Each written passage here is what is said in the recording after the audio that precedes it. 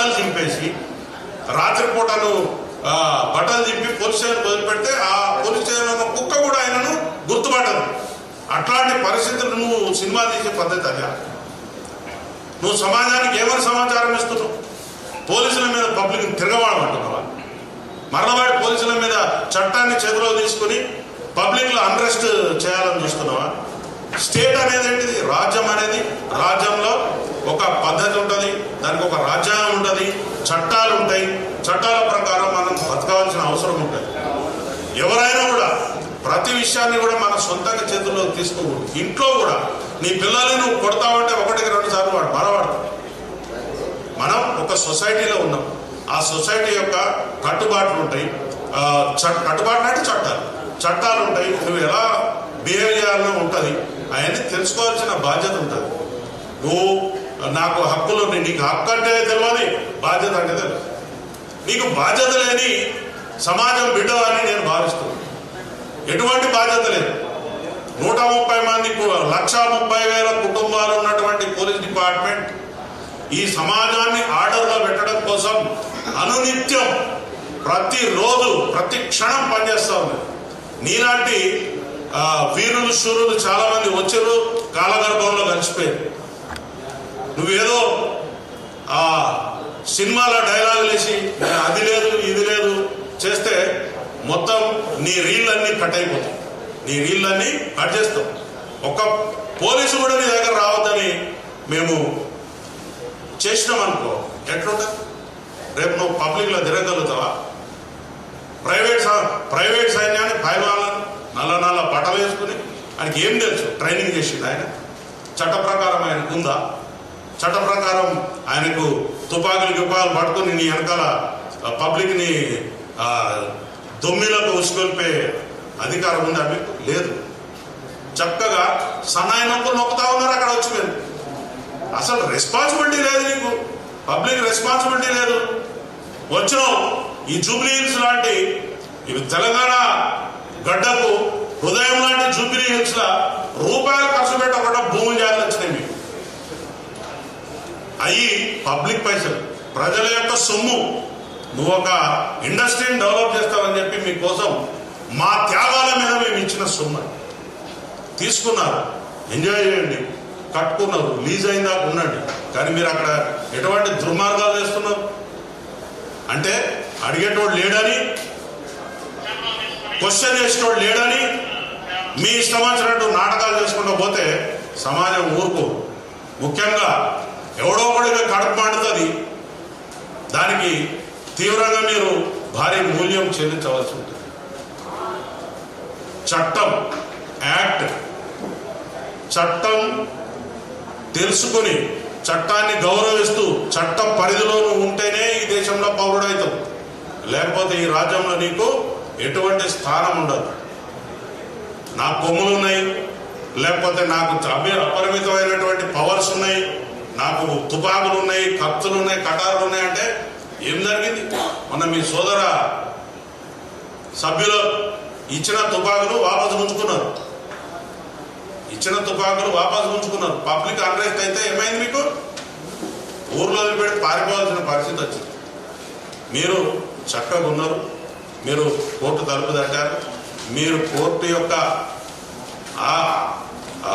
నిబంధనలను తూచా తప్పకుండా పాటిస్తూ మీరు చట్టబద్ధమైనటువంటి జీవితాన్ని గడిపితే ఎవరికి అభ్యంతరం లేదు.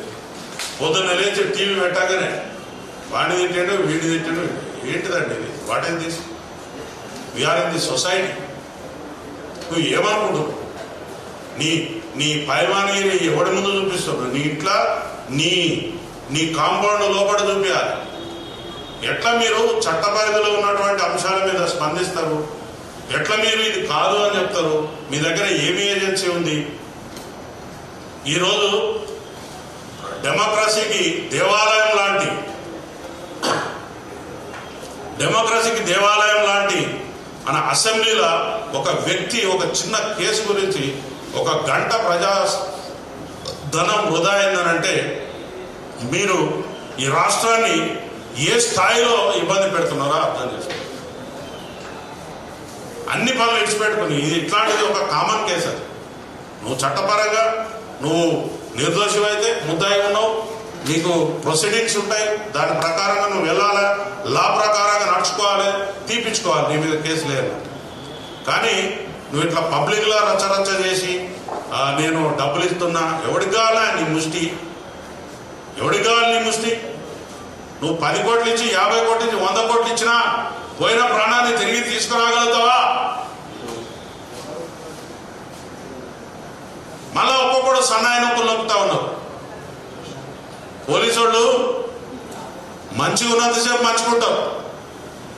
మాకు కానీ కష్టం కలిగి మమ్మల్ని కానీ తీవ్రమైనటువంటి మీ పదజాలంతో ఇబ్బంది పెట్టారంటే మాత్రం ఎక్కడెక్కడ ఏమేమి కట్ చేయాలని అన్ని కట్ చేస్తాం.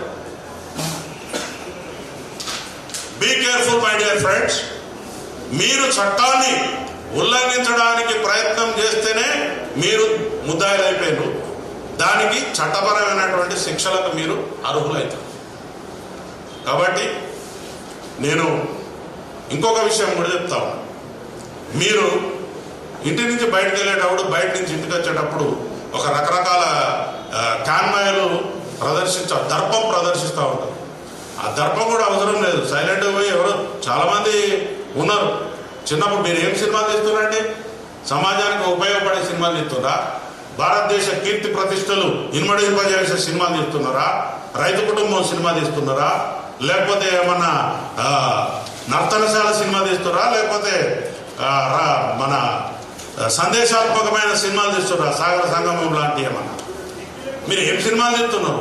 దొంగతనం ఎట్లా చేయాలి, లంగతనం ఎట్లా చేయాలి, ఎట్లా మారిపోవాలి? కనీసం మహిళలు అంటే మీకు గౌరవం కూడా లేదు. మహిళలు అంటే గౌరవం కూడా లేదు నీకు. ఇంతవరకు ఎవరు అడిగి ఉండడు ఈ ప్రశ్న. నువ్వు హీరోయిన్ పడుతున్నా ఏమంటావు? అరే 1000 రూపాయలు ఇస్తా, అది ముద్దు వేరే అడుగురా అంట. ఇదే నువ్వు నేర్పించేది? ఏం నేర్పిస్తున్నావు సమాజానికి? ఒకసారి సినిమా తీసేటప్పుడు మా బిడ్డలు గరీబోళ్ళు ఎందుకు తీసి నీ 3000 5000 రూపాయల టికెట్ల కొని ఎందుకు పోవాలి? దానికి ఒక హైప్ క్రియేట్ చేస్తున్నావు. దానికి ఒక థియేటర్ లేకుండా, ఇంకొక కొత్త సినిమా లేకుండా మీరు సినిమాలను పంచుకొని టైమ్లీ నెలకొకడు సినిమా పెట్టుకోవాలా. ఆ సినిమా తప్ప ఇంకొక సినిమా ఆడదు. ఏముంది మీ దాదాగిరి? మీకు ఆ రైట్ ఉందా? ఒక ఉపాయం ప్రకారం నీ సినిమా తప్ప ఇంకొక సినిమా లేకుండా చేసి ప్రజలను ఆ సినిమానే ఖచ్చితంగా చూసేలా మీరు మలుపుతా ఉన్నారు. ఒక కెనాల్ వాటర్ పోతుంటే ఏ పంట పొలంలోకి మలపాలనో రైతుకు తెలిసిన లాగా మీరు దీన్ని పండించుకుంటున్నారు. సినిమా టాకీస్లా రేట్లు 100 రూపాయలు, 50 రూపాయలు, 20 రూపాయలు. ఆ రేట్లు 100 పక్క 4 సున్నాలు, 25 పక్క 2 సున్నాలు. ఏంటిదండి? What is this? నిన్నెవరు మేము బతిలాడేమా మా కోసం ఒక ఇట్లాంటి సినిమా తీసి పెట్టాలి? నేను ఇక్కడే చెప్తున్నా, నువ్వేమన్నా పారంజి సినిమాలు చూస్తున్నావా బాబు? ఈ దేశాని కోసం ఏమన్నా చెప్తున్నావా? అట్లాంటి సినిమాలు చూస్తే ఏమన్నా జ్ఞానం వస్తుంది. జై భీమ్ లాంటి సినిమాలు చూస్తే రాజ్యాంగం గురించి తెలుస్తుంది. లేకపోతే చారిత్రాత్మకమైన సినిమాలు చూస్తే, కోడెనాగు లాంటి సినిమాలు చూస్తే కులాన్ని ఎట్లా విడగొట్టాలో తెలుస్తుంది. నిప్పు లాంటి మనిషి సినిమా చూస్తే ఒక పోలీస్ ఆఫీసర్ ఎంత గొప్పగా ఉద్యోగం చేయగలడో తెలుస్తుంది. ఒక మత సామరస్యం ఎట్లుండాలో తెలుస్తుంది. నువ్వు చేసేదేంటి? నువ్వు చేసేదేంటి? నీకు ఎవడిస్తున్నాడు గైడెన్స్? చెప్పేది ఒకటి, చేసేది ఒకటి. మీరు మీ తోలు మంచిగా ఉంచుకోకపోతే తోలు పలగొడతాం. ఒక శాఖ మీద మీరు